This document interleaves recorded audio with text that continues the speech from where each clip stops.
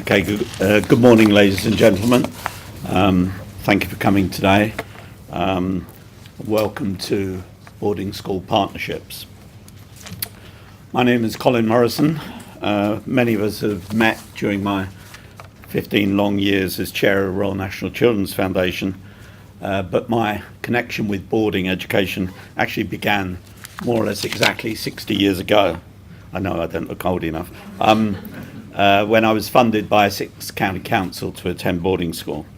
So I think I can say I bring to this subject a little bit of experience, but a lot of passion as a former beneficiary, albeit from many years ago when schools are a bit different to now. This is why we're here. 4 charities, of whom 2 have just merged, are RNCF and Springboard, and then Buttle and Reedham, have in the last 40 odd years supported more than 4,000 vulnerable young people at boarding schools. So that's a kind of an eye-catching activity. Some of us in this room remember only 6 or 7 years ago when the Department for Education, called something else at the time, produced a report and said that this was a secret area of child welfare. It's a very strange feeling to have when you're told that something you're doing is a secret. But during that period of time, of course, there's quite a lot of young people also supported solely by the boarding schools themselves, vulnerable young people, and some have also been supported by local authority. Most of these young children are edge of care. Some have been looked after, but the charities in particular, all of whom at different times have run conferences with beneficiaries and former beneficiaries talking about themselves and what boarding school meant to them. The charities in particular just know that this has been a period of really successful young people turning their lives around with the help of independent and state boarding schools. So that's what motivates quite a lot of us to really do this. And this is a voluntary partnership, if you like. I put voluntary because nobody's compelled to take part in this, you as local authorities or we as people associated with charities and boarding schools and others. This is a collection of interests and expertise that we think will be very valuable in simply being able to increase, where appropriate, the number of vulnerable young people in boarding schools. This boarding school partnerships is an information service first and foremost to really make it easier, because we all understand that boarding schools will not be top of the agenda for every child every day in every local authority. We feel the need, and we've heard from you the need simply to have that expertise, to have that information at your fingertips when and wherever and whenever you need it.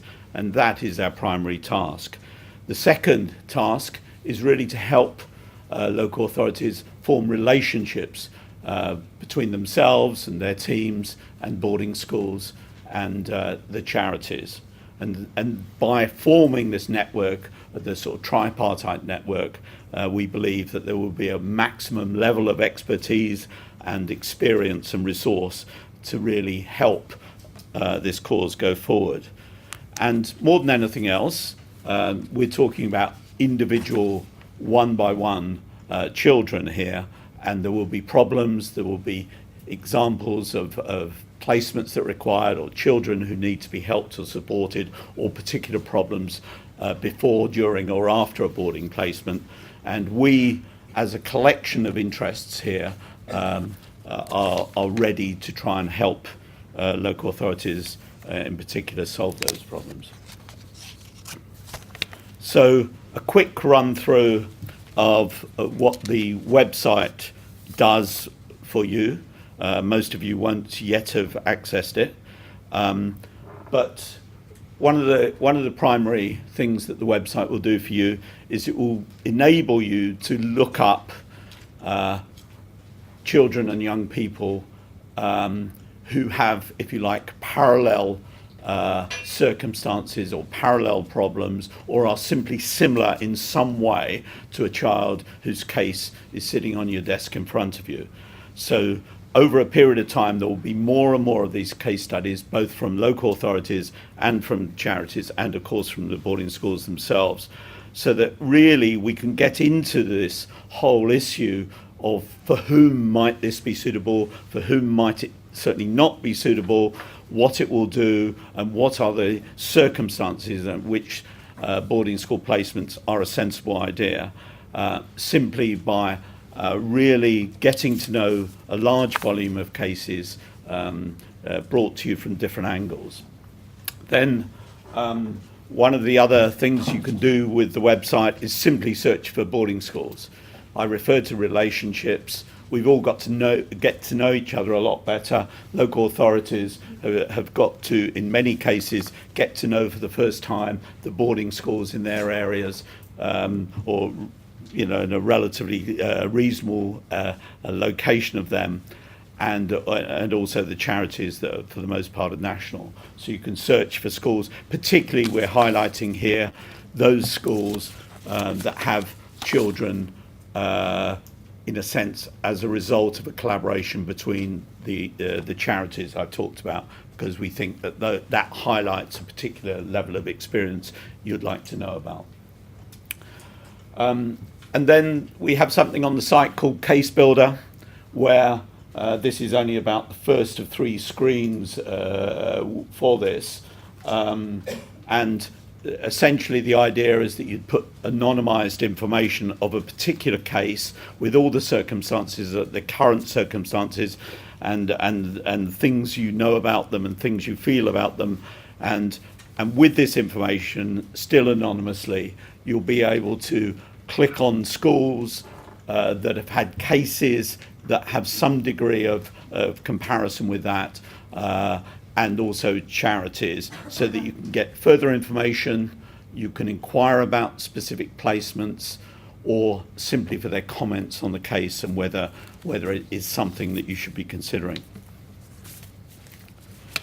I think more than anything else, this is just the beginning of a campaign, really. And the trouble is, probably the word campaign isn't that good, because campaigns tend to start and stop and sometimes don't mean very much.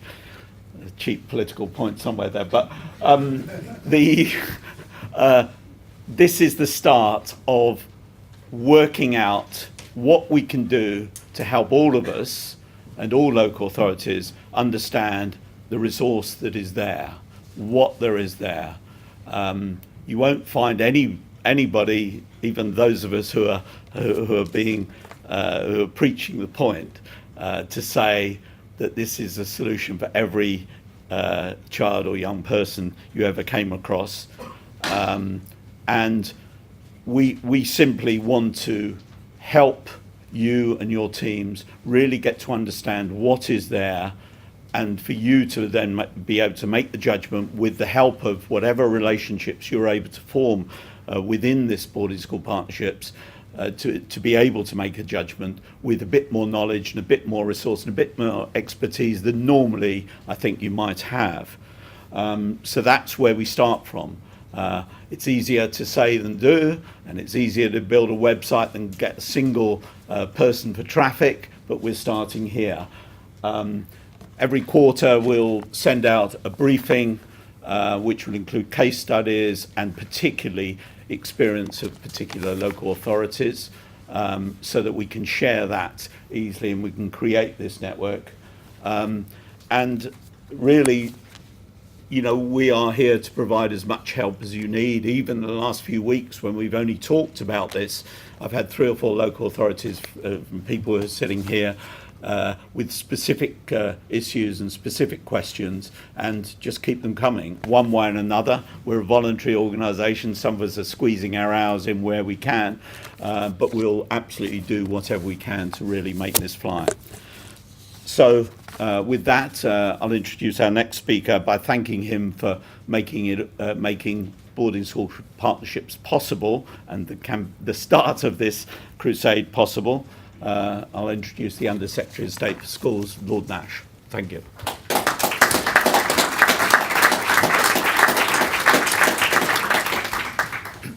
Colin, thank you, and welcome everybody. It's an absolute pleasure to see everybody here today.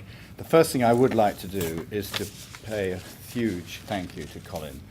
Although many people have been involved in this is his idea, his creation, and he's driven it tirelessly and with great determination. And we're incredibly grateful to you. I think you may have missed your vocation, Colin. You should have probably been a website designer or a new product developer. Maybe even though it's 60 years since you went to boarding school, maybe it's time for a new career. But it really is a fantastic effort, so thank you. And this is a subject very close to my own heart. There were no plans in my childhood for me to go to boarding school at all, and it never occurred to me. And then my mother became terminally ill, and it was she who realised that when she passed away, it would be the right thing for me. And when she did die at 13, I was sent away to boarding school. And it's fair to say, I think, that after she died, I was a particularly challenging child. In those days, there was no concept of bereavement counselling. I wasn't, for instance, even allowed to go to my mother's funeral, something which still rankles with me today, and it wasn't helped probably by my father fairly quickly marrying somebody with whom I had a very poor relationship.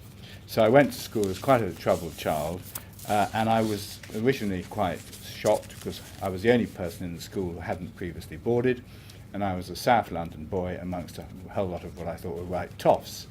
But because I was there 24/7 and they had the time to invest in me, eventually they sorted me out, and it was my housemaster who really sorted me out. I had a pretty bad relationship with him initially because he busted me first for running an illegal comic rental business, and then he busted me for being a school bookmaker, both of which were highly lucrative ventures. I remember the shock when I had my entire stock of comics confiscated. I never saw them again. I mean, it was all my capital gone. You don't fortunately need a lot of capital to run a bookmaking business in a school where you're the only bookmaker and you can offer, frankly, appalling odds. But when these two ventures went, I was pretty annoyed. But eventually, he got to me. He would spend hours with me in his study talking about all sorts of things. I couldn't quite work out at the time what he was trying to do, but he was trying actually to spark some interest in work. And eventually, he did. And there's no doubt that it's almost entirely thanks to him that I got to Oxford University, which for me was another very life-transforming experience, particularly from my background. And as Colin said, he talked about his experience, which was just a little bit longer ago than mine at boarding school, funded by Essex County Council. And of course, Andrew Lord Adonis, who is one of the ambassadors for the Boarding School Partnership himself, was sent to boarding school by Camden Council all those years ago. And it was he who was directly responsible for getting me into this line of work, because he recruited me to be an academy sponsor 10 years ago. And I also know from my experience as a trustee for many years before taking this job of a charity in the East End, Eastside Young Leaders Academy, where we were sitting, where we look after a number, at any one time, about 100 pupils right on the edge of being excluded from care, and originally black boys, now boys and girls. We were sitting around one day, and somebody said, there's some chap called Patrick Durham at Rugby who's volunteered to take two of our children, Marcus and Charles, on scholarships to rugby. And I remember our 6'10" former professional basketball player chairman saying, this is a bit off mission, isn't it? But we thought about it, and we thought, well, why not? And it was a remarkable success, and they've now sent about 100 pupils to Rugby, Eton, Wellington, and all sorts of schools, and it's been transformational. So I've seen at first hand how effective this can be. And as Colin said, for the last 40 years, RNCF, Butler UK, Springboard, and Reedham have been co-funding places for vulnerable young people at a wide range of state-maintained and independent boarding schools, and it's that we want to really build on. And as he said, we want it to be a catalyst so that you can consider wherever and whenever it might be appropriate. And commissioning teams will be able to tap into the expertise of others, however infrequently it might be needed. And as he said, the site will help you decide the appropriateness and the location of different schools and the opportunities offered by school bursaries and support from the charities. Many of us have attended conferences over the years where vulnerable young people have spoken about their own experiences and been moved almost to tears or to tears about the way that their experience has transformed their lives. We had one of these conferences in this building about a year ago, organised by RNCF and Springboard. And those stories were extremely moving, and many of them are among the case studies on the website. I'm always struck hearing these stories about how there's such a similarity between one's own experience. We were just having a conversation with Arena about how similar our experiences were. The first thing that one notices is that after a relatively short period of time settling in, most of these pupils tend to grasp the opportunity with both hands. They tend to do well at school, but equally important, they also grow in self-confidence and become enthusiastic participants in the whole of school life. And secondly, many of those assisted boarders make clear that make the best use of their own good fortune. They recognise their own good fortune, and they turn, to some extent, their disadvantage to an advantage, and it often helps to strengthen their determination to do well. And many charity reports of single parents and guardians cope better as a result of their children being in a safe environment and in a really effective environment for much of the time, and their home life relationships improve substantially with both their parents and their siblings. And the third thing that I've noticed is that generally these pupils tend to perform above averagely academically to their peers because, as I said, this is a tribute to their determination. And they do fit in well, initially after a certain period of adjustment. I had to adjust the way I spoke fairly quickly and then readjust it when I went back home in the holidays. But after a certain period of adjustment, they do actually really fit in. And I make these points, which to some people may be obvious, because I think to those who have not experienced about boarding places, boarding placements, they perhaps don't fully appreciate the great success of boarding schools and how inclusive, particularly today, boarding schools are and how willing they are to embrace pupils from all sorts of backgrounds. That, of course, is a reflection of the professionalism and expertise of those involved, many of whom are in the room here today, and we'll be hearing shortly from the head of King Edward's Whitley, which is an independent boarding school which arguably has the most experience of supporting assisted boarders with charities, local authorities, and on their own. But of course, these schools have very high levels of pastoral care and individual attention. I've referred to the fact that because one is there the whole time, they really can spend time with pupils, particularly those that are troubled. And this holistic approach really does build the self-esteem and confidence of the pupils. Now, some local authorities have particular experience over many years and success with assisted boarding places. We're going to hear from Norfolk County Council, for example, how they've been making placements available for the last 10 years.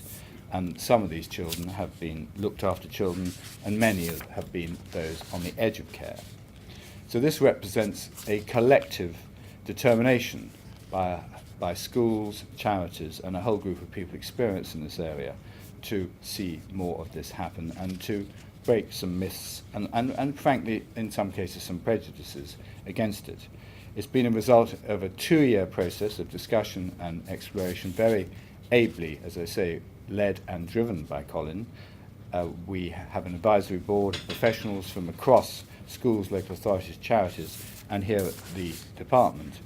And what emerged was this clear belief that if we work together, we can achieve so much more, and we want this to be available as widely as possible to commissioning teams, virtual school heads, and other local authority professionals. Of course, as Colin said, boarding won't be appropriate for all or many pupils, but we want it to be available for those that it will work for. I've visited many boarding schools, and I'm satisfied the places are available. They do want to take more pupils from a wider background, and they're overwhelmingly enthusiastic about doing that, and the head teachers here today, I'm sure, will confirm that. In government, you do spend quite a lot of time trying to persuade people to do things, and they often don't agree with you. But in this case, I'm hugely encouraged by the support we have, which is evidenced by the number of people here today. So I'd like to thank everybody who's been involved in putting the boarding school partnerships together. As I say, this room, the crowded room, shows how much support we have already, and that this is only the beginning. And I hope that you will register online and start to build the relationships that Colin talked about. But thank you all for your support for this extremely worthwhile project. Thank you.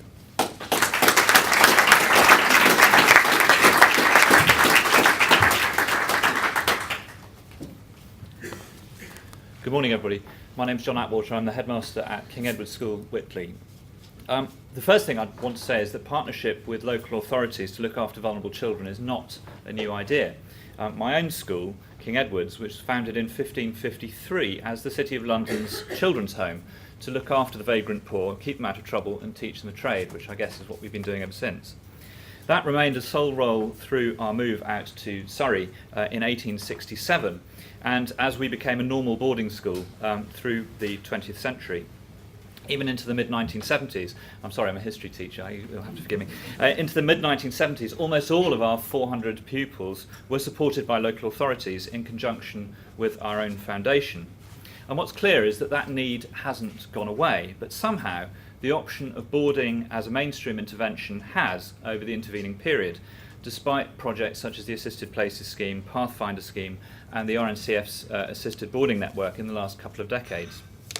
Now we've got about 100 pupils from a total of 280 boarders and 410 pupils in the school who are assisted to board because they're vulnerable and their home circumstances mean that they're not going to fulfil their potential if they're living at home during term time. Of these, almost all would be eligible for free school meals, and 60% of our pupils, of those pupils, are supported to the tune of 80 to 100% of the fees by ourselves and a range of charities, including Butler UK and RNCF and Springboard.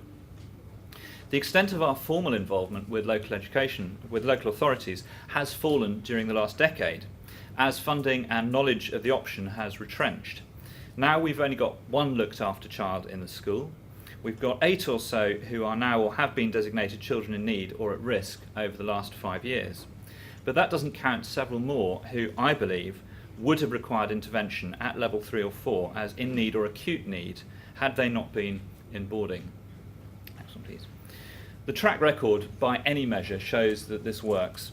5 plus A star to C's, including English and Maths for free school meal children, around about 33%. Ours last year, 88%. That's 15 out of 17 vulnerable children in our Year 11. Frustratingly, that cohort included our first ever NEET, not in education, employment or training. There's a boy from Kensington and Chelsea who suffered mental health problems, including acute depression arising from his abusive early childhood. Well, we kept in touch with him, and he turned up on my doorstep last Sunday and proudly told me and my wife that he's enrolled on a course in September, so I was absolutely thrilled for him. It was really, really good news from that point of view. Of those recent leavers who have been supported by local authorities, one is studying physics at Leicester University, one's at Birmingham doing history, one's at Southampton doing English, and the list goes on.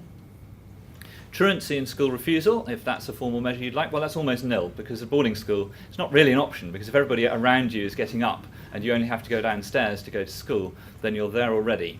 It works from that point of view.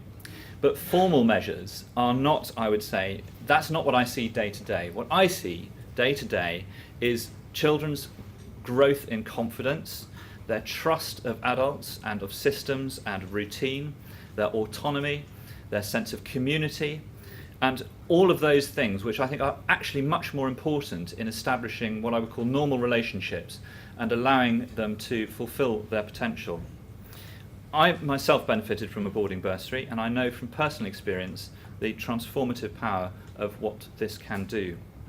It's not to say that all placements work out, but they do tend to when all the sides have full information from the start to make sure the right decision about boarding and support needs has been made. Next one, please. So, when should we consider boarding as an option? All this information, by the way, is on the website. so you don't need to scribble it down. First of all, it's really where a young person's home circumstances are unsustainable or they're at risk of becoming unsustainable, where they do have a link with a family network, but it might be fragile or chaotic. So long-term care, full-time, is not really possible in the wider family. So for example, we've got a pupil with us whose widowed father is in prison currently. The aunt can't look after her during term time because she has her own family. They can manage during the holidays, and so actually it makes perfect sense for her to be boarding with us. Average to good educational potential works best because most boarding schools are academic, and it does help that it's not another insuperable hurdle that a child faces from the start, that if they're not going to struggle in that direction. They are going to have a settling in period. It is quite a challenge in any case. You don't want it to be an insuperable challenge from the academic front, if possible. And it does work best where there are good attachments and the ability to make and sustain positive relationships. This is actually important, particularly if there's a possibility that boarding could be seen as a sending away from a relationship, from a family or a foster placement. We don't want it to be seen as the solution to a problem in the child's eyes. That said, this morning, actually, while I'm speaking here, we're interviewing a child at school at the moment who does have some attachment issues. The way we're getting round it is he's a talented musician, and I'm going to offer him a music scholarship. So he's going to think that the reason he's coming is because we have given him the opportunity, it's like winning the lottery, to come to a fantastic school for music. It will be his achievement. It won't be and his decision that this is something that he can aspire to. And that, I think, is going to be the first building block, rather than a, hey, you're a problem, we're going to send you somewhere else to solve that problem. So the best fit, then, is children who are resourceful. Many of our vulnerable young people have demonstrated that they are resourceful. Quite often, they've been having to look after people, they've been having to run their own lives, which they shouldn't at that age. If they're resilient about challenge, workload, and community, that's a great thing. Helps if they're open to trying new things, because they're going to find new things to try. If they can show empathy and awareness of other people's needs, well, that is one thing that you really do need to do, and if you don't, you learn it quite quickly in a boarding environment. They have to be determined and prepared to work hard, because that's what everybody else is going to be doing. And it's important that they can share with others and that there aren't any safeguarding issues within a boarding environment, so that they will be able to share safely with others. It works less well if there are already significant long-term behavioural difficulties or psychological damage beyond what a mainstream school is going to be able to cope with. You must remember that boarding schools will be dealing with mainstream children who are there for a variety of reasons, and they won't necessarily, although they have very, very good pastoral care, they won't necessarily be able to deal with massive behavioural issues if they're already apparent. Schools work best, if you like, as a normalising environment, insofar as boarding school can be a normal environment, if it can show people what normal relationships are like. And if that's what a child needs, and they can grow into that and find get used to that idea, that's when it works best. Significant attachment issues, if they have, as I said before, doesn't always work so well. If they're very far behind in their schooling, in their academic attainment, that can be a problem too. It's not insuperable sometimes, but it can be a problem. And then there's what I would call the overanalyzed or the labelled. It's when I have a 10-year-old who comes and tells me that they have anger issues, but it's okay because they know they've got anger issues. And you think, well, that's fine. But actually, if that means that you become furious and you are not taking any kind of responsibility for your actions, that becomes a difficulty. If they're displacing responsibility elsewhere and they've got used to doing that, there are no excuses. The expectations are there in schools, and it's about rising to those expectations and providing challenge and autonomy. That's when it works. And also those, I think, who are already being successfully fostered, you may well then look and say, well, actually there isn't a need anymore.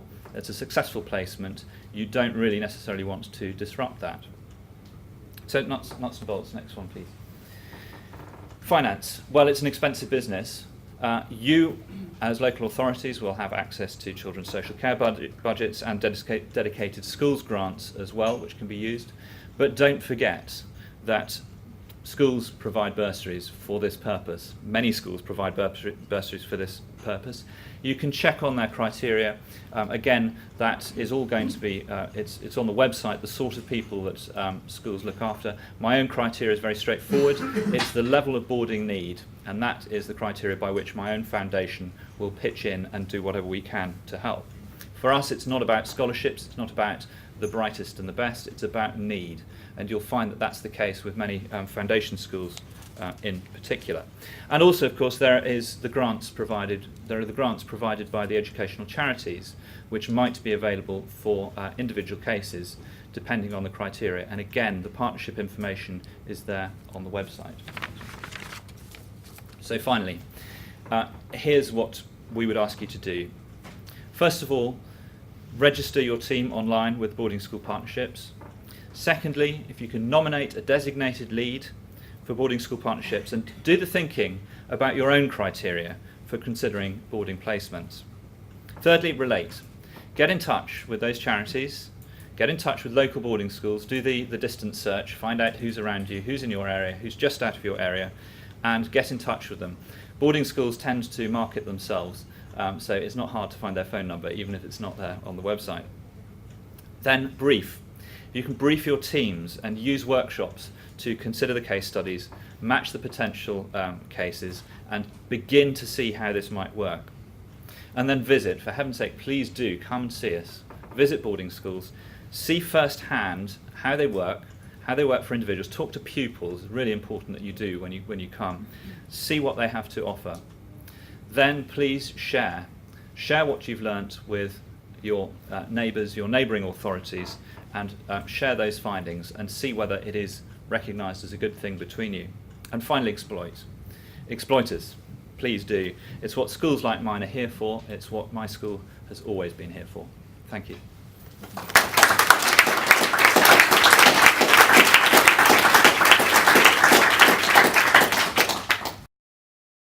Hello, good morning everyone. My name is Arena, and I'm here today to try and squeeze my experience into 10 minutes. So I went to a Newhall boarding school in Chelmsford, and it was definitely an experience that changed my life. So what I'm going to do is I'll give you just a quick rundown of what I do now, where I am, and then I'll work backwards just to give you some context as to how I got to where I am. So I currently lead the Mayor's volunteering programme in schools, and we encourage young people to get involved in youth social action and volunteer in their community. But prior to that, I worked in participation and youth engagement with children in care, care leavers, and more recently adopted young people on a national scale.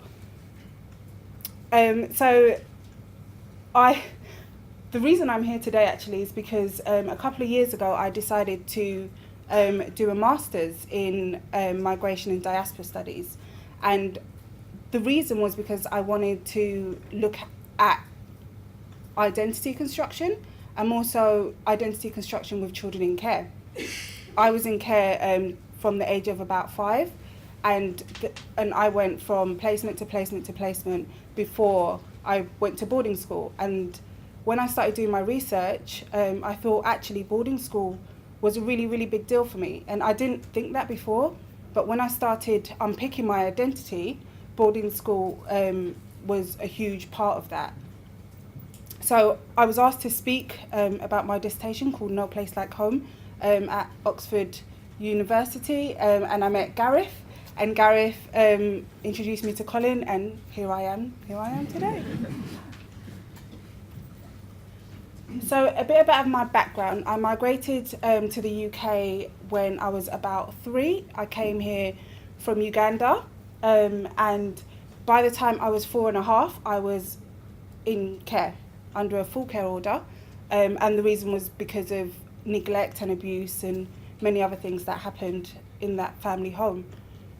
So whilst I was looked after, about 5 placements in the first 9 years of being in care, and I moved from a West Indian family who loved me and cared for me, and I was there for 5 years, and then social services decided that they weren't the right cultural match because obviously I'm Ugandan, and they were from Barbados, so they thought this isn't going to work because you know, we need to have a look at the cultural match. So they sent out emails upon emails. They put me in newspapers looking for someone who was Ugandan to come and look after me. Although my placement was going very, very well, they weren't from Uganda, so that was the most important, obviously. So I left the Bayesian family, and they found me a Ugandan family, but that placement broke down after about 1.5 years, 2 years. And then from that, I just got moved around and around and around and around. So, I mean, schooling for me I wasn't a lover of formal education, really, but the movement didn't help. The movement had a detrimental impact on my education. I lived in various places in East London, various places in South London, in North London, and each time I moved schools. So education began to slip lower and lower and lower on the priority list for me, and it was really about just getting through and surviving day by day and waiting for this next family to say that for whatever reason the placement isn't going to work. And then when I was 14, I was on the verge of yet another placement breakdown, and my social worker approached me with a 2-part proposition, and she said, she introduced the idea firstly as a dance school, because I really wanted to do dance. So she's like, oh, I found this great dance school for you in Chelmsford. And I was like, yes, brilliant. And she said, but it's also a boarding school. And I said, right. And I had no real concept of boarding school. It's not something I'd ever really thought about. And so at that point, so many people have been making decisions about my life that to be honest, I was just like, okay. I mean, you're not really asking me, you're telling me this is what's going to happen. So I was like, okay, fine. And the second part of the proposition was to go back to the family from Barbados, the original family I was with, and I will go back to them during the holidays.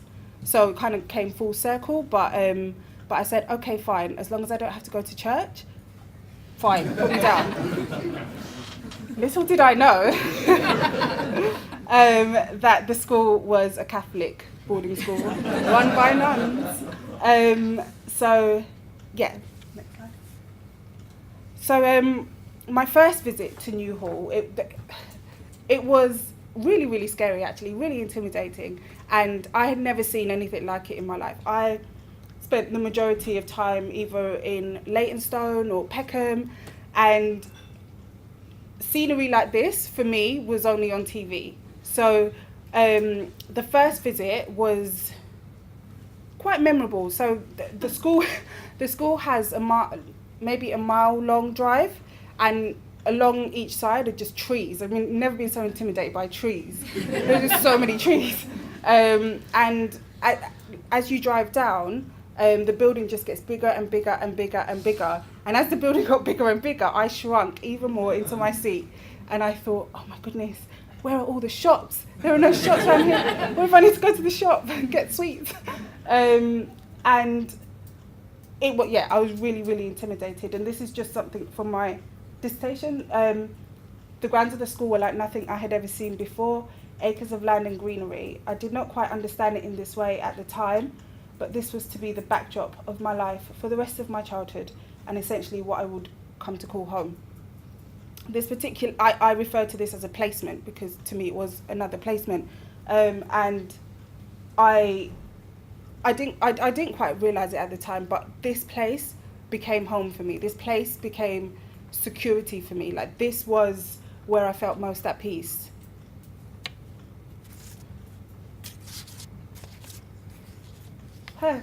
Yeah, so the first, not even 100 days, probably the first year was hell. Like I I didn't know where. First of all, the so-called dance school, it did have a brilliant performing arts department, but it wasn't the type of dance I thought I was going to do. So I was really interested in like hip hop dancing and break dancing. Really wanted to do that. I got tap, I got ballet, I got contemporary, I got jazz, but no break dancing or hip hop. But and at first I was just like, what is going on? The people, my peers were really excited to have me there. They were like, oh yeah, this cool black girl from East London. And they were asking me questions upon questions like, do you live near EastEnders? And I was like, yeah. Okay, yeah. And I think because of that, they loved me even more and embraced me even more. Whenever they were getting into trouble or anything, they'll put me front and center and be like, yeah, go.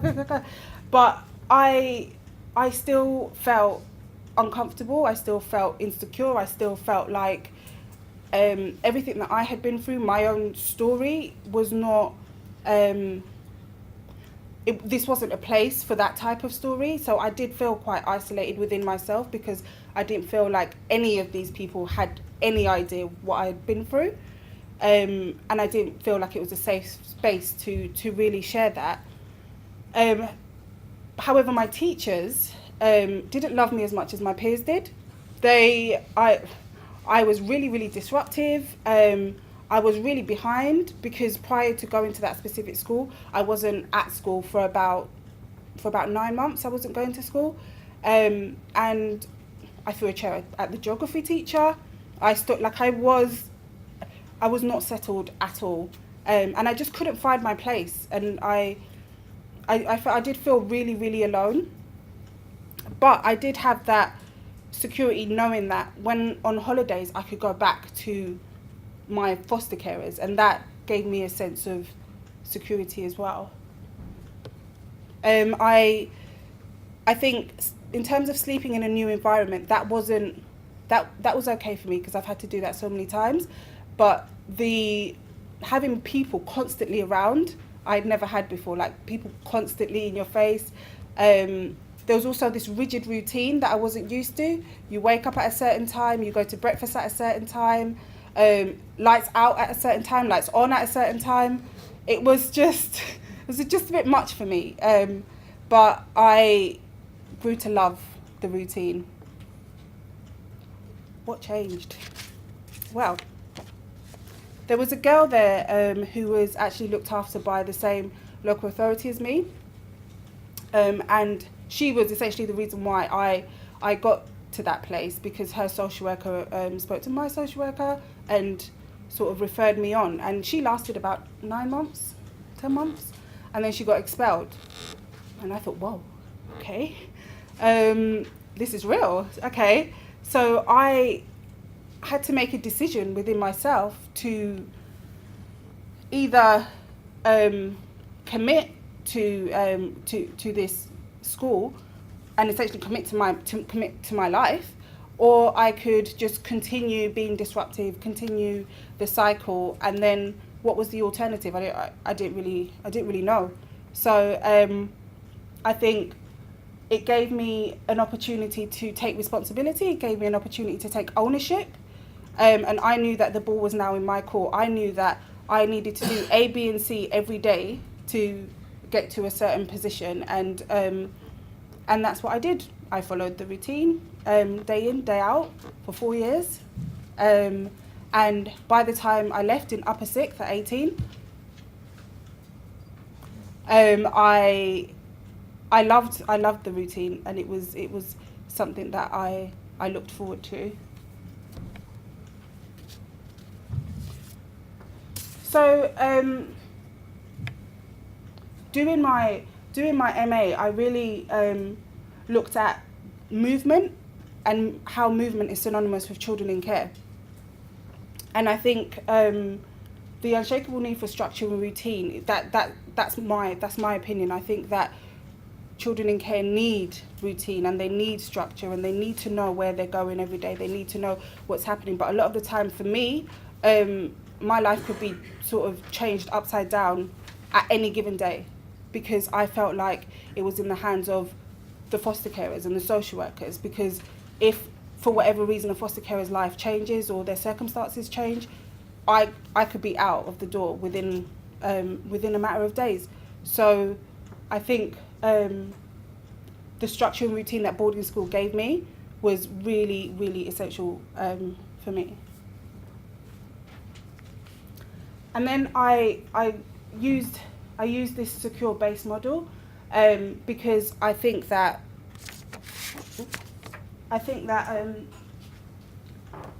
for me, boarding school ticked all of these 5 boxes in terms of promoting trust and availability, promoting reflective function, promoting self-esteem, promoting autonomy. And I think in terms of the promoting family membership, although it's not family in the conventional sense, I felt a member of that school. I felt as part of that network. I felt like I belonged. And that definitely gave me a secure base for the future. Another thing it did for me, it raised my aspirations. I had higher expectations for myself because of my peers and the people that I was around day in, day out. The teachers encouraged me. They, grades were really super important.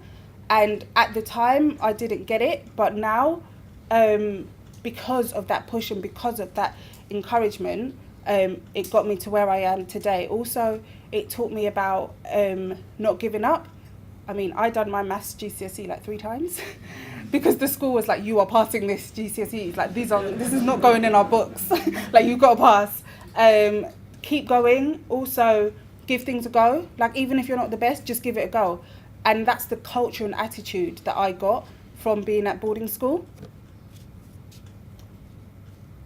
Identity. As I said before, it formed a lot of my identity. I think in terms of being in care, before that, a lot of my identity was about being in care. Like, that's all I knew. Whereas at school, and funnily enough, I was more in touch with my African heritage at this boarding school than I was ever before in any of the other fostering households. And I learned so much about myself when it comes to identity. And is boarding school the solution? Well, that's the $1 million question. I think that I don't think it's the solution. I think that we can't, as people have said already, we can't paint everyone with the same brush. Like, it's not the solution for everyone, not at all. But I think that when you go back to the needs assessment of a child and you understand what that specific child needs at that specific time, it might be, it might not, but for me, it really was, and it really changed my life. Just one more quote. Multiple placement moves and consequently the instability of care should never be taken for granted and should always be considered whenever children in care are required to recreate home, because essentially every time a child moves, they have to recreate home and what home means to them. So, yeah. And this is a mile-long drive.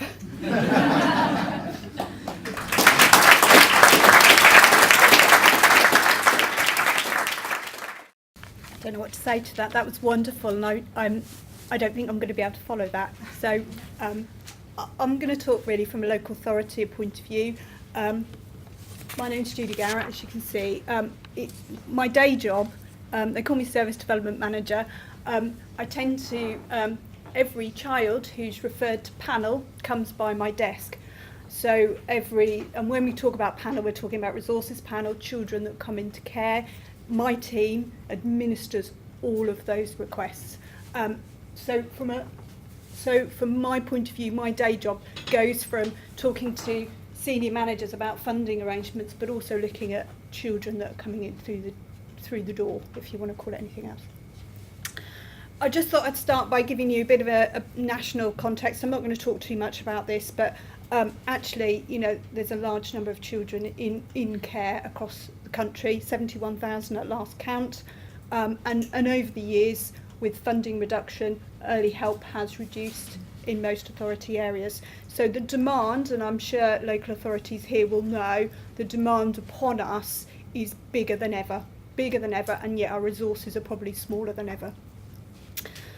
So actually the spend last year on children's social care in terms of looked after children was 3.41 billion. So we're talking about a massive, massive industry. So I just wanted to give that a bit of a context. So we're quite a large authority. We've got nearly 1,100 children in our care. It's way over our statistical neighbours, so perhaps I'm not the most ideal person to be talking. But we do have a boarding programme, and we've had a boarding programme for almost 10 years. Our boarding programme started within education, and my colleague, I'm going to point to her, Sarah, is within education, and so she's worked on this programme much longer than I have. I'm pleased that she's here today with me. But actually I work in, I'm not sure whether I'm social care or not, I'm somewhere in between. So I do, you know, I work within education and some in social care.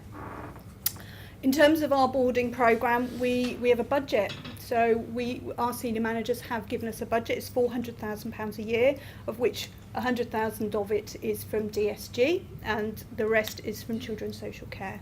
We've currently got 18 children in boarding schools, which is probably quite low for us actually, but that's where it is at the moment. We've got about 2 or 3 children that we're looking to place for September. So that gives you an idea. It's not a massive programme, but actually the figures across over the years haven't really changed that much.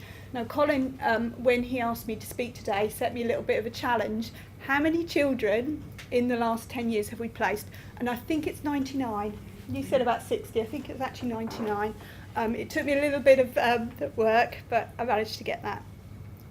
So the cost of an average boarding placement is £18,000 for the authority per year. What I would say is only about a fifth of the children we consider for boarding actually take up boarding.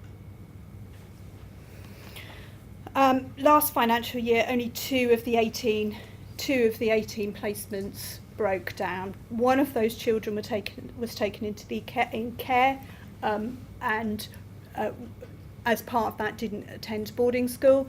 The other one, they were excluded. Okay, so that's about an 89% success rate.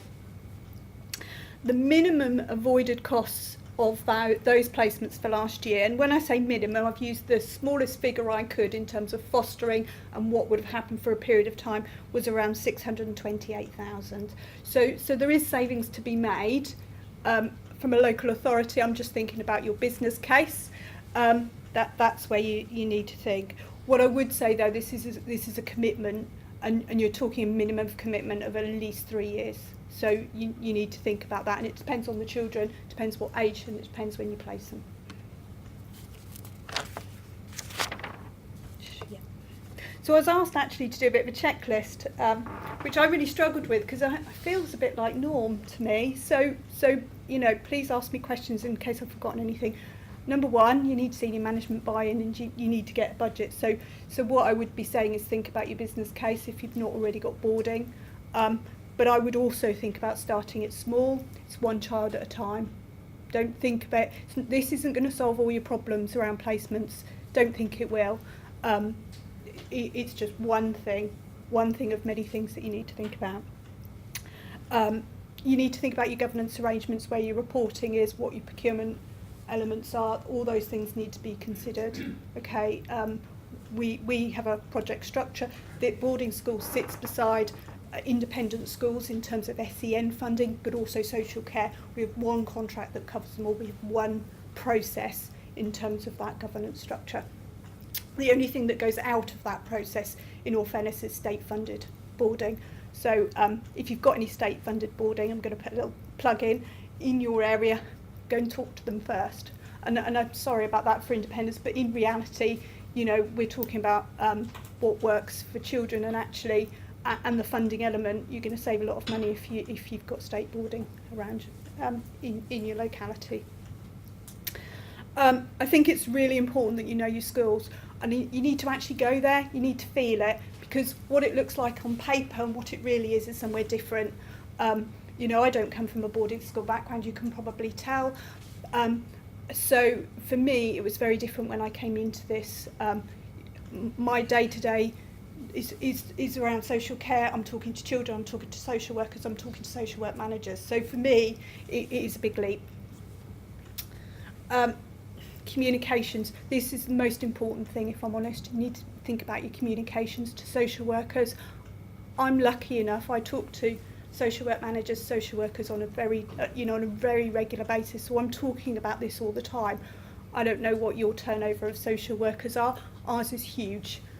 So to the point is, social work managers in teams, we keep a list, and sometimes, you know, one week to the next, we're not quite sure who's managing what team. That's the reality of social work. The turnover of social workers is high. Majority, you know, we've got large numbers that are agency staff as well. And I'm sure Norfolk isn't alone in that. Well, maybe we are, I don't know. So you need to think about communications. And I'll give you an example. Because I see children's cases on a daily basis, I get really saddened when I see parents saying, well, if you keep on doing that, I'm going to send you to boarding school. For me, it's a bit like, oh, how could we, you know, it almost stops us considering that child as a boarding school, and it's really sad. So some of this is about how you communicate to your social workers and how they then talk to families about that, and how they then talk to children about it. It's really about that selling process. Those are some of the things you're going to have to think about. It feels all a bit much at this moment if you're talking about 1 or 2 placements, but actually it becomes really norm. So that's why I struggle with with a checklist, because it's quite normal for me. But you do need to think about these things, because if you sell it wrongly, and the Catholic school and run by nuns, actually that could have been really quite dangerous. So you just need to think about it and selling it and making sure it's right for that child. So that's when I sort of talk about selection. We need to ensure that it's the right thing for that child. It needs to be sold to that child. That child needs to make that decision. They need to be part of that decision. Case management. I've talked really about case management because some of the things that trip us up are around case management. So if we place a child in a boarding school and they have a social worker, what if we then close the case? What does that mean in terms of who's going to manage that case should anything go wrong? Because that does happen. So do we keep it open to section 17, don't we? What are we going to do? So you just need to think about that. And remember, it's not it won't solve all your problems. So it's just one thing on your many things that you can deliver. Make sure you match well. I think it goes back to your point about making sure that it's something that you can call home, somewhere that is right for the child, something long term, something that will work for them. We're not, as placements get tighter and tighter, I think matching becomes an issue. This is no different than placing in a foster care. It needs to be right, it needs to work for everyone. You need to work with your schools around that as well, because some schools are different to others, and it's understanding what your school will take. And it's about, we've got children placed in about 6 or 7 schools, and they're different, and they will take different children. So it's about thinking what would suit that child, and what would work. But you need to understand that from the school's perspective, so you need to talk to them about that, and you need to be, when you're considering a child, as early as you possibly can start talking to that school. We're not always very good at that, if I'm honest, because often time is an element. So I may see a child today and we'll be thinking, how quickly can we get that how can we get that child in for September? Can we get that child in for next week? That's the sort of pace we have to work at. Agree practicalities. And I've said this because these are the things that trip us up at the end and when it happens throughout. So the child goes on a trip and you get a bill through. I'm sure we all get these from foster carers or whatever, and we're like, we hadn't thought about that. And we've got this bill and nobody wants to pay it. And think about those sorts of things up front. So you need to agree some things, some practicalities with the family, but you also need to agree that internally, and the schools need to understand that too. So we need to have that open discussion. Uniform, you know, not always, but uniforms often are more expensive than perhaps normal schools. Those sorts of things do come up, so we just need to think about that. Also think about it from the child's perspective. It's one child at a time. We're not going to set up this big programme that everybody can go through. Actually, this is about, this would work for Johnny because... So you need to think about your processes in terms of finding those children. In terms of outcomes, I'm sort of repeating really. Structure, routine and aspiration keep coming back, and they're the sorts of things we get feedback, but both from families but also from children themselves. Self-esteem, self-worth, those sorts of things improve it dramatically. Education attainment, I think that, you know, really works well for these children. Often these children in the same circumstance that you were talking about haven't been really attending school for a number of quite a while, or if they've attended, haven't really engaged. What works really well is about actually the child still being part of a family and a community. Maybe not all the time, but they've got that structure and routine at school, and then actually at home it may not be quite as structured and routine, but actually they're still part of the family. And they do have higher aspirations. If I whiz through that quick enough.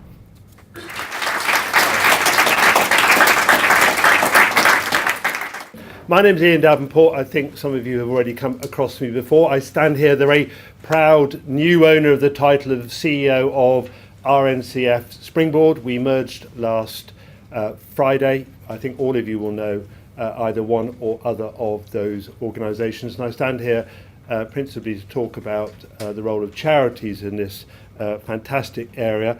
And I have consulted over the last few weeks both the Reedham Trust and Buttle UK, and I know there are others, but those three probably are principally the largest in this particular area. There's only two things I'd like you to take from my talk, I suspect, one of which is that collectively, altogether, charities, schools, local authorities, we want to make this a life-transforming, not a life-damaging experience, and I think collectively as a group we have a real opportunity to do that. And secondly, is a quotation from Alice in Wonderland, and many of you will have heard me say this before, and that is, if you don't explore, you'll never discover. And we can't ever forget that as a group driving this initiative forward, that sometimes it requires a leap of faith on all different perspectives to make something work. Springboard started 5 years ago. I wandered down Baker Street looking for an office. Collectively now, as a charity, we'll have something around 650 to 700 children working very closely with all sorts of other charities and local authorities. So it is perfectly possible to do extraordinary things. And I think collectively now, thanks to Colin's initiative of driving this forward, I think there is a real opportunity. In a minute, I will ask Alex, my deputy, to talk about the work we've been doing with particularly looked after children with Springboard. I'm acutely aware that RNCF, now we've come together, have an enormously long experience of with children who would be vulnerable on the edge of care, so I will draw those together afterwards. The only thing that you probably need to know further is that 1973, I'm not sure it's quite the same year as Colin, but very close to, somebody's kindness allowed me on a bursary to go to a boarding school, and so I have some significant personal understanding of the journey that people go through. And whatever else we do, we must never forget that the children who undertake this as an educational journey are quite extraordinary individuals, because to go from one environment to another in any circumstance is extraordinarily impressive, and to do it in these particular circumstances, as you shall see when I talk about the independent impact assessment that we have done, it really highlights just what remarkable young people these are indeed. I'm not going to talk too much more. These are the three areas that we are going to hopefully tackle. One more. Brilliant, thank you. So I'm going to ask Alex to come and talk about looked after children, which is a very specific area that Springboard, particularly in the past, has been working on, and clearly will be part of the new charity. Thanks, Ian. It's an honour to be here today at this important event. Firstly, please forgive me, I've only got a few minutes to really encapsulate 5 years of our work working with children in care. So if you have any other questions, please approach me afterwards, or obviously approach the charity, and I'll do my best to help where I can. Secondly, the model of helping children in care to access boarding school placements really is something we are particularly passionate about, and really is at the heart of our work. In our first 5 years, over 30 local authorities across England have actively engaged with us, 4 of which have placed 12 children in care from year 7 to 11 in 5 of our accredited boarding schools. With a retention of 92%, we feel our model is robust and successful. Pioneered by East Sussex County Council and Beeds Boarding School, we've now rolled out the scheme nationwide. The model ensures effective planning and preparation for young persons starting at least a year before that young person starts at boarding school. And the role of our charity is to help facilitate and foster the relationship between the local authorities and the boarding schools, particularly as the strength of the relationship built between the local authority and the boarding school is critical to ensuring that that placement is a success. Over 100 state maintained and independent boarding schools have engaged with us, with our charity so far, and the diversity of our schools we work with matches the diversity of the pupils recommended to us. We really feel we know the schools very well. Ian's background, as you may know, is an ex-headmaster, our Director of Schools Relationships, working in the senior management team for a number of years. We really know our schools, and therefore we feel we're best placed to be able to match that child in conjunction with the local authority to the boarding school that is suitable for them. What we have learned, we have put into best practice handbooks and guides of what the local authorities and boarding schools need to do every step of the way for each professional involved with the scheme, from the pre-admissions process, the planning and preparation, term time, holiday, foster carer support. And we're constantly looking at that model and evaluating it and listening to our boarding schools and listening to our local authorities and fundamentally listening to our children to really continue to develop that model as we go forward. As you may know, funding from the local authorities should be cost neutral, so no saving or added expenditure is incurred as a result of the placement. And funding typically comes from savings made in fostering. Now, we appreciate this comes with its own complexities, and we are fully aware of the challenges and the recruitment of foster carers nationwide, and in particular those who might be willing to take a cut to their income to support a child in care attend boarding school. We believe that one solution to this may be that local authorities seek to really focus their marketing campaign on fostering for those foster carers who perhaps are in work but cannot support a child full-time 24/7, and we think that there's a real niche here, and there are creative ways of looking at how that can be marketed to recruit foster carers to the scheme. And we do believe that for some potential foster carers this could be a favourable option, knowing that the child they are fostering is fully cared for during term time at boarding school, while they provide the support that they can during the holidays. It's also worth mentioning that any investment into a child, as I'm sure you may know, makes a huge saving in the long term. looking at our statistics, the vast majority of our children are alumni who've left and now at universities, the majority of their first choice at universities, and are making a real contribution to the state. Limited on time, I leave you with just the following key factors we have found help make the scheme a success. Goes without saying, transparent and effective communication every step of the way, not only between the local authorities and boarding schools, but within the local authorities and boarding schools themselves. Buy-in from the top down, as Judy was mentioning, both within the local authority and the boarding school, and ensuring that communication is filtered within the boarding school, from the boarding school head deputy, right down to the house parents who critically do and provide the day-to-day care for the child, and the matrons, so that everyone is aware of the sensitivities and needs around the child. I'd like to cite Staffordshire County Council as a wonderful example of best practice. They, for example, hold regular boarding school workshops involving foster carers, social workers, commissioners, the virtual school team, charities and boarding school staff that all come together to help answer questions and facilitate a real drive towards enabling boarding school to be seen as a key solution for vulnerable children. As well as transparent and effective communication, belief in the concept that we all agree that placing looked after children into boarding school is the right thing to do. Ability to drive it forward and make it happen. So having a designated lead within the local authority and the boarding school and the charity partner. A flexible approach based on the needs of the child and the sensitivity of the child. Trust, a commitment to seeing it through. So as we're fully aware, it's not always easy because of the complexities that often come with children in care and the network around that. And of course, the sharing of best practice, so coming together, regional, local, national meetings to really talk with each other, learn and evaluate and ensure that this is a real movement. Finally, I leave you with an inspirational story. Following the family breakup, mother's depression and sibling rivalry, Angela was voluntarily accommodated under Section 20 of the Children's Act and placed in foster care.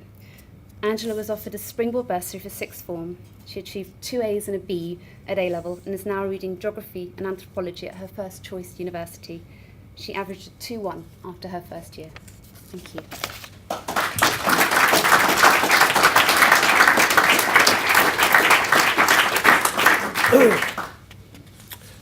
Well, we're asked what can we do to help you, and I think there's an enormous amount we can do. One of the most important things that I'm continually asked is how do we know it's working? And there are all sorts of reasons why impact assessment is important, the most important being because we want to ensure that what we're doing is absolutely the right thing. Shortly behind that comes a real desire to be able to draw all sorts of quantitative evidence and qualitative evidence to supply and to show those who are decision makers that what we're doing is a genuinely powerful and life transforming experience. And forgive me, I will talk about Springboard just initially, although I'm very, very concerned to highlight that we are very much one charity now, because we commissioned some impact assessment when we started the process. We were fortunate enough, and I went and actually consulted Colin and the other charities, said whatever you do, don't try to do it retrospectively. We could do it therefore from our very first situation. We got the National Foundation for Educational Research to do that. The full report, as you can see, is up there on the website. It is working. It manifestly is working. Perhaps that's not an enormous surprise, although there were a number of things within that which were working much better than we had anticipated or hadn't anticipated at all. So that was a very positive element to it. And the reasons they came up after 3 years, and it's still an ongoing process, are very much those as to the reason why it is working.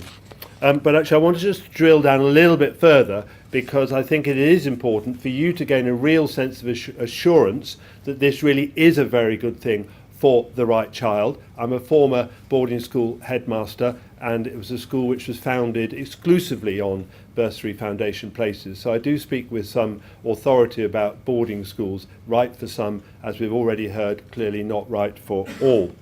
The impact on the pupils was very significant. The academic progress and attainment was very powerful, raised aspirations, broadened horizons, enhanced future prospects, they all reported. improved social skills, interaction, increased awareness of social diversity, and a really strong increased belief in self-confidence. And if children have self-confidence, they can conquer the world. And that's the thing that clearly for those children for whom boarding school has worked, that really hit home objective. Impact on school staff, very profound and very significant. They reported the development of knowledge and skills as a tutor, extra mentoring skills they developed. They really understood and started to understand more the complexities of looked after children and those children who experience difficult and disadvantaged circumstances. It felt it brought more sensitivity to their work. All pupils developed a real sense of the greater diversity and awareness and the challenges that others faced. Enhanced communication skills by the teachers, which obviously resonated to all the children in the school, not just to those who came from disadvantaged circumstances. A far greater understanding, increased cultural awareness, and a really profound and deep personal satisfaction for what they were doing to help the children who came from difficult circumstances. And that's exactly the feeling that we all feel, otherwise we would not be sat here. So there clearly is a real kind of impact. Very powerful impact on the children's peer group. Actually, we heard that a little bit earlier.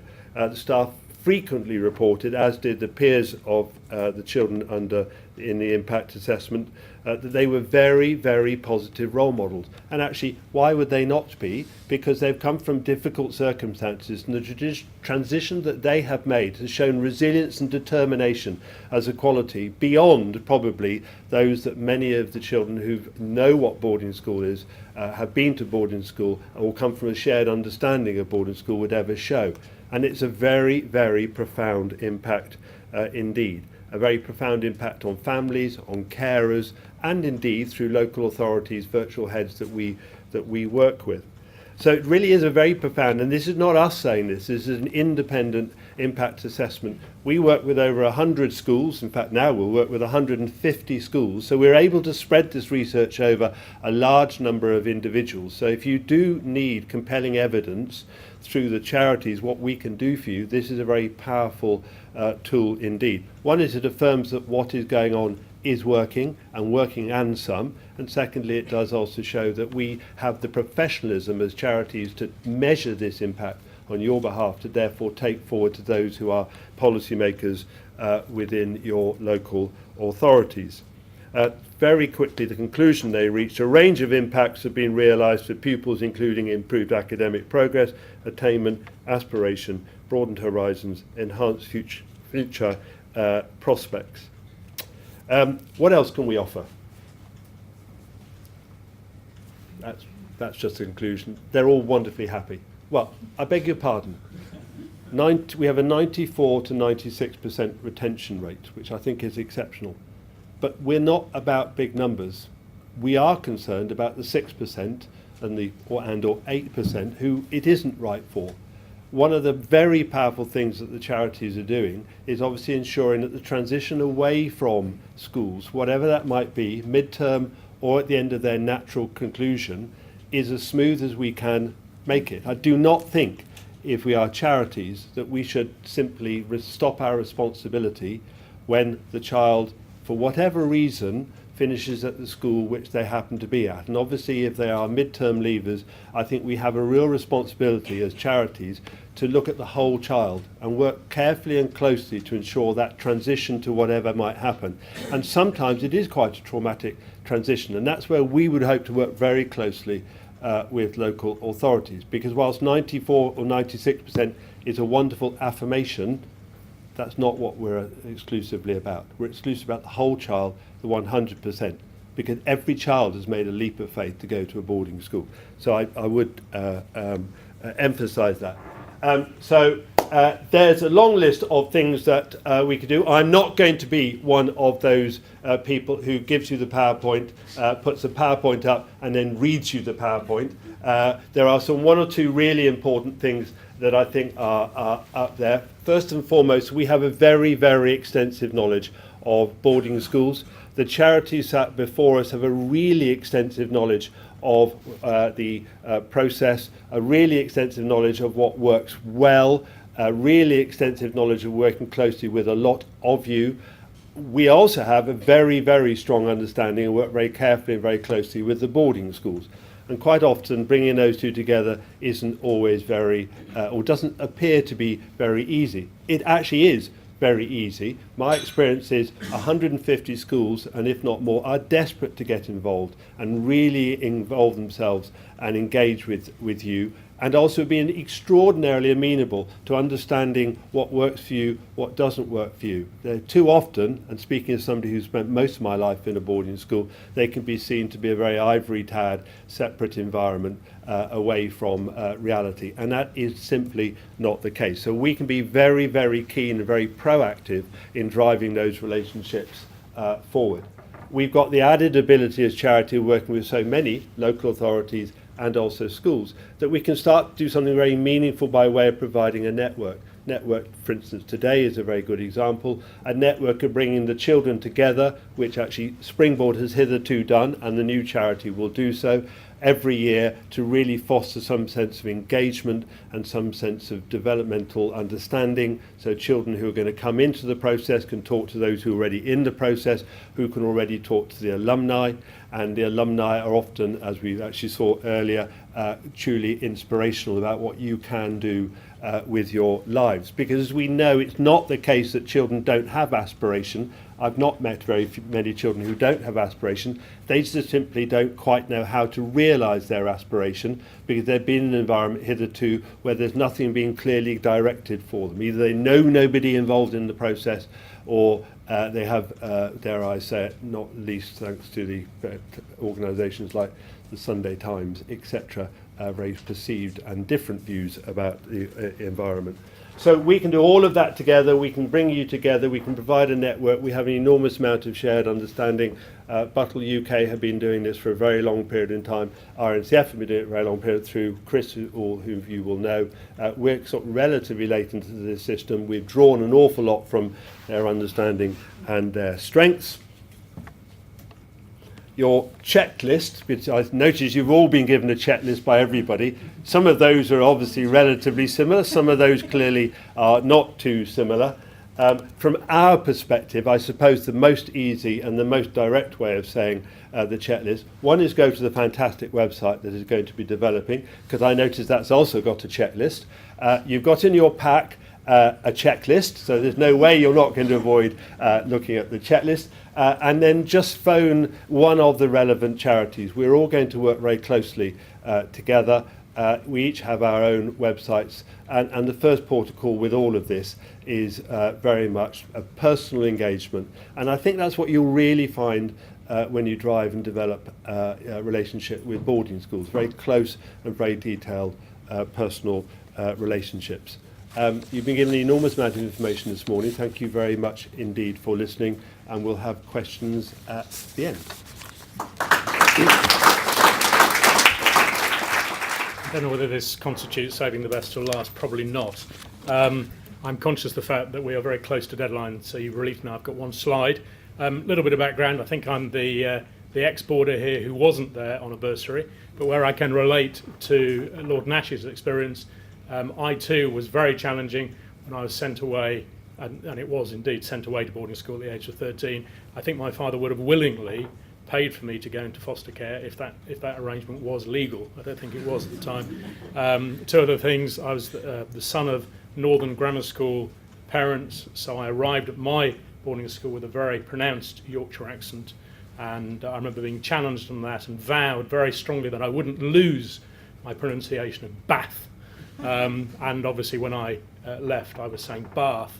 The irony is I now live in Bath, and I found out that there's actually a third pronunciation, which is Bath, which I hadn't realised at all, so neither version was right. And the last, proving that it's a small world, it turns out that John Atwater from King Edward's and myself were actually in the same boarding house, which proves that the boarding world is very small indeed. I'm from the Boarding Schools Association. Just want to run through 4 areas if I could, just to really, first of all, on the box on the left there, to give you a little bit of context about boarding schools, because we've talked about state and maintained.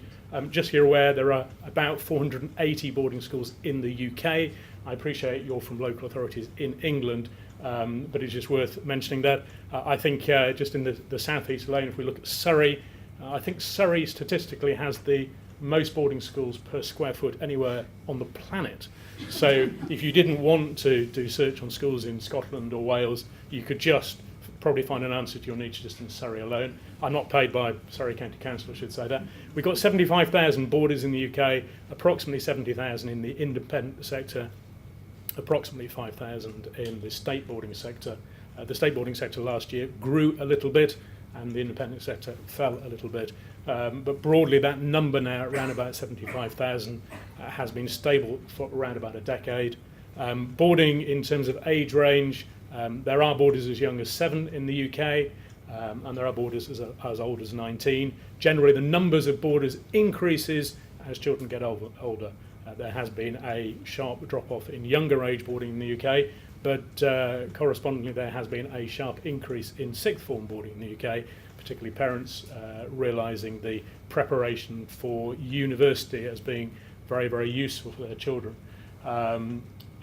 Just looking at the second box there, dealing with staff, it is worth just noting that the sector is now professionally trained. You might say, was it not before? But I think there has been a movement over the last 20 years from a slightly what you might call well-meaning amateur environment to a very, very rigorously trained environment. The Boarding Schools Association broadly delivers the training for the sector. We train probably around 2,000 staff a year. So it's probably fair to say that the majority of the boarding schools in the country are committing to professional development. It is a requirement within the national minimum standards for boarding, which if you ever wanted something to help you get to sleep, that's a document worth searching for on the DfE website. But all boarding schools, certainly in England, and there are other variations in Scotland, Northern Ireland and Wales, are working to a standard, and they are inspected against that standard by Ofsted for state boarding and the Independent Schools Inspectorate for independent schools, but it's the same standard they are inspected against, and schools work extraordinarily hard to ensure they meet that standard, obviously, because it's part of their marketing. Safeguarding is absolutely at the heart of that. The BSA has its own Commitment to Care Safeguarding Charter, which is a requirement on our members to do simple things like put the safeguarding and welfare of students first. You wouldn't have thought you need to say it, but it's there, and to mandatorily report any possible accusations or allegations of abuse. That is a standard that we apply to all our members right across the UK, and all our members very strongly support. In terms of the variety of schools out there, if you were considering a boarding school for any child, you've pretty well got every variety you can think of. You obviously got what we call prep schools, which broadly run from 7 to 11 or 13. One or two now actually run to 16. We have senior schools, which traditionally will run from 11 to 18. We've got separate sixth form boarding schools. We've got single. We've got co-ed. There's a very strong UK and international boarding mix within boarding schools now, which again can be tremendously advantageous for young people who will be building friendships not just with other people in the UK, but there are roughly about 100 countries around the world, parents choosing to send their children to the UK to access a boarding education here. There's lots of different boarding models. I know we will essentially be talking about full boarding here, but it's worth you being aware of that a lot of schools now also run weekly boarding and flexi boarding, so not everyone is there as a full boarder. And it's also worth considering as well that there are specialist schools. I know there was the disappointment you felt that Newhall didn't turn out to be a dance academy, but there are actually 8 or 9 government-funded specialist performing arts schools. There is a government-funded sixth form defence college preparing officers, technical officers for the services. There is a state boarding school in the southwest which specialises in agriculture. There are lots of independent schools which have their own niche and specialty. Millfield School in Somerset is one of the leading sports schools, and each school, whilst offering an all-round education, many boarding schools as well have a particular specialist bent. So if you had a particular child with an interest in a particular area, the chances are by talking to one of us or going through your checklist, whichever is more appropriate, we could probably find a very interesting match for you there. We've talked a lot today about all the things on the right there, so I'm not going to go through them again. But for those of you who don't know, a stunning example of where a bursary can work, a very sad example. This is Khadija Say, who very sadly lost her life in the fire 2-3 weeks ago. She was a bursary student at Rugby School on their Arnold Foundation programme, a very, very promising and up-and-coming photographer.